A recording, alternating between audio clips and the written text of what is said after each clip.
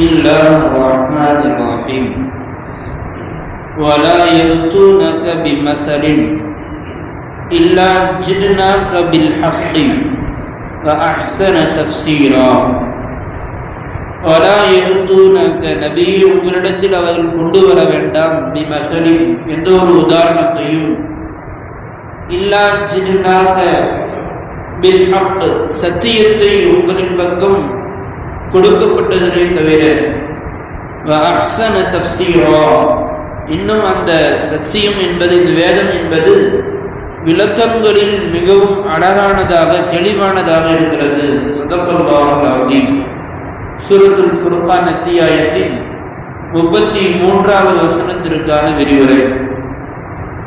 அல்லாஹ் தஆலா கடந்த வசனத்தில் குர்ஆன் அது எந்த அளவிற்கு புனிதமானது, அதை அல்லாஹ் தஆலா மற்ற வேதங்களை போன்று ஒட்டுமொத்த ஒரே தடவையாக இறக்காமல் அல்லாஹ் தஆலா சன்னம் சன்னமாக நிலைமைக்கு தகுந்தாற் போல் இறக்கினான் என்பதற்குண்டான காரணத்தை அல்லாஹ் தஆலா கடந்த வசனத்தில் சொன்னார். குறிப்பாக அல்லாஹ் தஆலா மனித உள்ளங்களை பக்குவப்படுத்துவதற்காக வேண்டி அல்லாஹ் தஆலா அந்த வேதத்தை சன்னம் சன்னமாக மனித உள்ளங்களை தரிபடுத்துவதற்காக செம்மைப்படுத்துவதற்காக அல்லாஹ் தஆலா இதுபோன்று வசனங்களை நிலைமைக்கு தோதுவார் போல் அல்லாஹ் இறக்கி வந்தான் என்பதாக அதற்கு உண்டான காரணத்தை அல்லாஹ் சொன்னான்.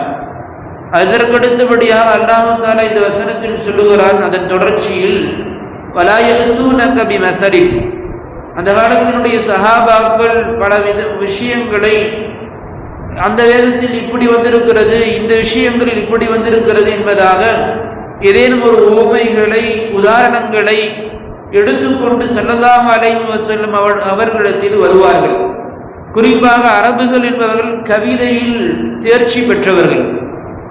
எந்த அளவுக்கு என்றால் வியாபார பொருட்களை எப்படி ஏற்றுமதி செய்து அதை கொண்டு போய் விற்றுவிட்டு வருவார்களோ அதுபோன்று கவிஞர்களை ஏற்றுமதி செய்வார்கள்.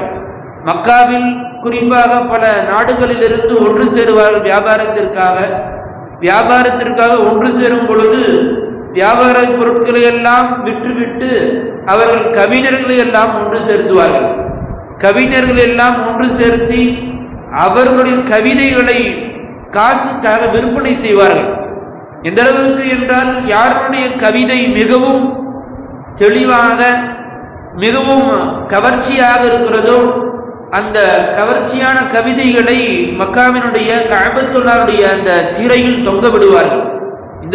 இன்றைய சூழலில் எப்படி நம்முடைய பாடல்கள் மிகவும் ஆபாசமான பாடல்களை நாம் அதிகமாக விரும்புகிறோமோ அதுபோல் மிகவும் ஆபாசமான கவிதைகளை விரும்புபவர்களாக அரபிகள் இருந்தார்கள். ஒரு கவிஞரை பற்றி சொல்லப்படுகிறது, இம்ரஉல் கைஸ். இவன் மிகவும் கவிஞர்களில் மிகவும் பிரபல்யமானவன். இவனுடைய கவிதையை அதிகமாக விரும்புவார்கள். காரணம் சொல்லப்படுகிறது, அவனுடைய கவிதையில் ஆபாசங்கள் உச்சக்கட்டத்தில் இருக்கும். அதனால் அவனை மிகவும் புகழ்வார்கள் கவிஞர்கள், அரபி கவிதையை எழுதுபவர்கள். அவனுடைய கவிதையை தான் கஅபாவுடைய அந்த திரைகளில் தொங்க விடக்கூடிய அளவிற்கு மிகவும் தேர்ச்சி பெற்றவனாக இருந்தான். இப்படிப்பட்ட மனோபாவத்தில் மனோ சூழ்நிலையில் இருந்த அந்த அரபுகளுக்கு மத்தியில் அல்லாஹ் தஆலா இந்த குர்ஆனை இறக்குகிறார். அதையும் அல்லாஹ் தஆலா கவிஞர்களே வேக்கும் அளவிற்கு மிகவும் நேர்த்தியாக வார்த்தைகளை அமைத்து அல்லாஹ் தஆலா இறக்குகிறார். ஒரு இடத்தில் அல்லாஹ் தஆலா ஒரு சில சூறாக்களை நாம் பார்க்கிறோம், வெறும் ராவிலேயே முடியக்கூடிய சூரா. இன்னா அஅதைனாகல் கௌஸர் ஃபஸல்லி லிரப்பிக வன்ஹர் இன்ன ஷானிஅக ஹுவல் அப்தர். இதை பார்த்து ஆச்சரியப்படுகிறார்கள். அந்த இம்ரவுல் கைஸி ஆச்சரியப்படுகிறான். இதுவென்ன சூரா? இதையும் கஅபாவில் ஒரு நபர் தொங்க விட்டிருந்தார். ஹாதா கலாமு ரப்பி என்பதாக சொல்லி எழுதிவிட்டு சென்று விடுகிறார்கள். அதை பார்த்து வியப்படுகிறான்.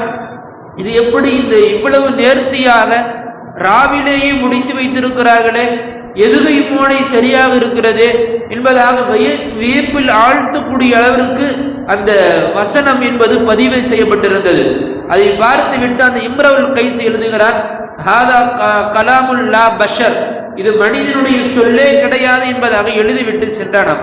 ஆக இது போன்று அல்லாஹு தஆலா அவர்களுக்கு தோதுவாக அவர்களுடைய கவி புலமையையே முறியடிக்கக்கூடிய அளவிற்கு அல்லாஹு தஆலா குர்ஆனுடைய வசனங்களை இறக்கி வைத்தார்.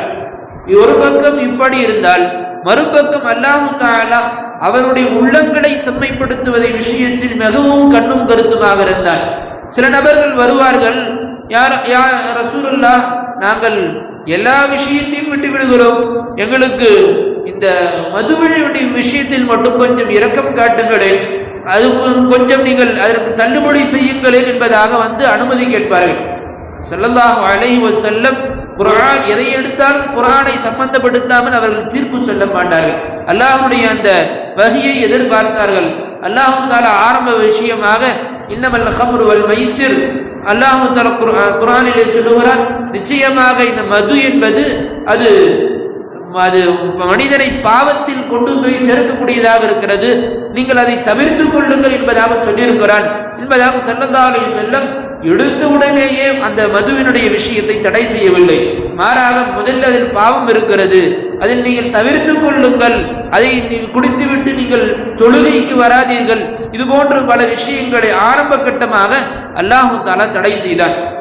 பின்னால் அதற்கு பின்னால் ஸல்லல்லாஹு அலைஹி வஸல்லம் சபையில் அமர்ந்திருக்கும் பொழுது உமர் ரலியல்லாஹு அன்ஹு வருகிறார்கள். ஒரு சஹாபி, நாம் எல்லாம் அறிந்த சம்பவம், குல் யா அய்யுல் காஃபிரூன் என்ற சூராவை மாற்றி அவர் குடிபோதையில் இருந்த காரணத்தினால் மாற்றி ஓதி விடுவார். என்ன அளவுக்கு என்றால், நீங்கள் வணங்குவதை நாங்கள் வணங்குவோம், நாங்கள் வணங்குவதை நீங்கள் வணங்க மாட்டீர்கள், இது போன்று மாற்றி லா அஅ்புது வலா தஅ்புதூன் என்று மாற்றி மாற்றி ஓதி விடுவார். இதை பார்த்து உமர் ரலியல்லாஹு அன்ஹு, யா ரசூலல்லாஹ், நீங்கள் குடிபோதையில் பாவம் இருக்கிறது, தப்பு இருக்கிறது என்று சொல்லி விட்டு விட்டீர்கள். அவர்கள் வெறுமனே குடித்து விட்டு அவர்கள் தொழுகைக்கெல்லாம் வர ஆரம்பித்து விட்டார்கள். ஆக இதையும் நீங்கள் தடுக்க வேண்டும் என்பதாக சொல்லுவார்கள். அதற்கு பின்னால் ஸல்லல்லாஹு அலைஹி வஸல்லம், தொழுகைக்கு வராதீர்கள், நீங்கள் எப்படி நீங்கள் போதையில் இருக்கும் பொழுது அல்லது இது போன்ற மயக்கமான நிலையில் தொழுகைக்கு வராதீர்கள் என்பதாக தடுத்தார்கள். அதுக்கு அடுத்தபடியாக சன்னமாக கடைசியில் முழுவதுமாக அல்லாஹ் தஆலா மதுவை தடை செய்தான். அதற்கு பின்னால் அந்த மனோநிலையை ஏற்படுத்தியதற்கு பின்னால் அல்லாஹ் அந்த சஹாபாக்கள் அந்த குடிபோதையிலிருந்து முழுவதுமாக வெளியேறினார்கள். எந்த அளவிற்கு என்று சொன்னால், மக்காவுடைய தெருக்கள் எல்லாம் மதுவினுடைய ஆறுகள் ஓடியதாக சொல்லப்படுகிறது. அந்த அளவிற்கு அந்த உள்ளங்களை சிறப்படுத்தக்கூடிய நிலைமையில் அல்லாஹ் தஆலா இந்த வசனங்களை கொஞ்சம் கொஞ்சமாக இறக்குவதன் மூலமாக அல்லாஹ் தஆலா தரிபடுத்தினார் என்பதாக சொல்லப்படுகிறது. அதனால தான் அல்லாஹ் தஆலா வலா யஅ்தூனக பிமஸலி, யா ரசூலல்லாஹ், உங்களிடத்தில் சில உதாரணங்களை சில விஷயங்களை தௌராத்தில், இன்ஜீலில், ஜபூரில் இது போன்று வந்திருக்கிறது யா ரசூலல்லாஹ் என்று சொல்லி தூக்கி கொண்டு வருகிறார்கள். உடனே நீங்கள் அதற்கு இசைந்து விடாதீர்கள். அது இது போன்று கூட இருக்கிறதா, நாம் இது போன்று மாற்றிக் கொள்ளலாமா என்பதாக நீங்கள் மாற்றி விடாதீர்கள்.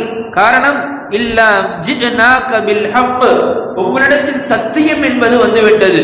அது மட்டுமல்ல, வ அஹ்ஸன தஃப்ஸீரா, விளக்கங்களில் மிகவும் தெளிவானதும் மிகவும் நேர்த்தியானதுமாக ஒரு குர்ஆன் உங்களிடத்திலே வந்துவிட்டது. அதனால் நீங்கள் என்ன செய்து விடாதீர்கள், அவர்களுக்கு இசைந்து கொடுத்து விடாதீர்கள் என்பதாக அல்லாஹ் தஆலா இந்த வசனத்தில் ஸல்லல்லாஹு அலைஹி வஸல்லம் அவர்களுக்கு குர்ஆனுடைய அந்த சக்தியையும் மகத்துவத்தையும் எடுத்து உரைக்கிறார். ஆக வல்ல அல்லாஹ் ஸல்லல்லாஹு அலைஹி வஸல்லம் அவர்கள் நமக்கு எந்த விஷயங்களை போதித்தார்களோ, குர்ஆன் நமக்கு எதை போதிக்கிறதோ அதை ஏற்று நம்முடைய வாழ்க்கையில் நடைமுறைப்படுத்தக்கூடிய பாக்கியத்தை நசீபாக்குவானாக.